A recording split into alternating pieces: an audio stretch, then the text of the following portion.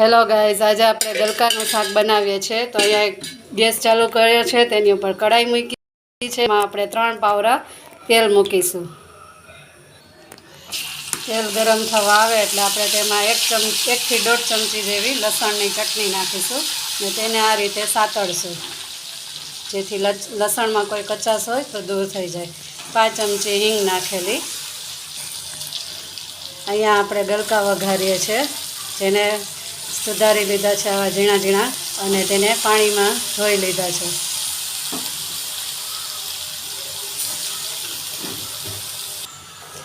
અહીંયા આપણે 1 ચમચી હળદર નાખીએ છીએ. હવે આપણે મસાલા કરીએ છીએ. તેમાં 1 ચમચી હળદર, 2 ચમચી લાલ મરચું પાવડર,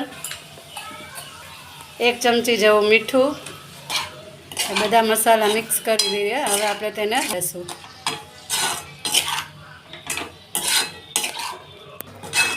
વચ્ચે આ રીતે થોડી વારે 5-5 મિનિટે હલાવતું રહેવાનું, જેથી કરીને તેમાં પાણી છૂટે, આપણા ગલકા ચડી જાય. આમાં પાણી નાખવાની જરૂર ન પડે, એની મેળે પાણી છૂટે. અહીંયા આપણે 1 થી 1.5 ચમચી ધાણા જીરું નાખી દીધું છે. હવે આપણે તેને હલાવી લઈએ છીએ. તમે જોઈ શકો છો કે એકદમ ઘાટો રસો અને સરસ થઈ ગયું છે શાક. તો હવે આપણે તેને સર્વિંગ પ્લેટમાં કાઢી લેશું.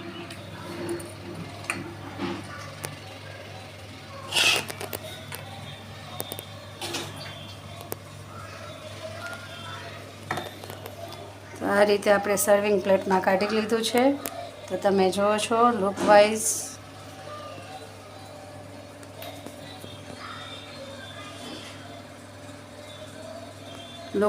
કલરવાઇઝ ને એકદમ ટેમ્પટિંગ એવું શાક થઈ ગયું છે આપણું ગલકાનું.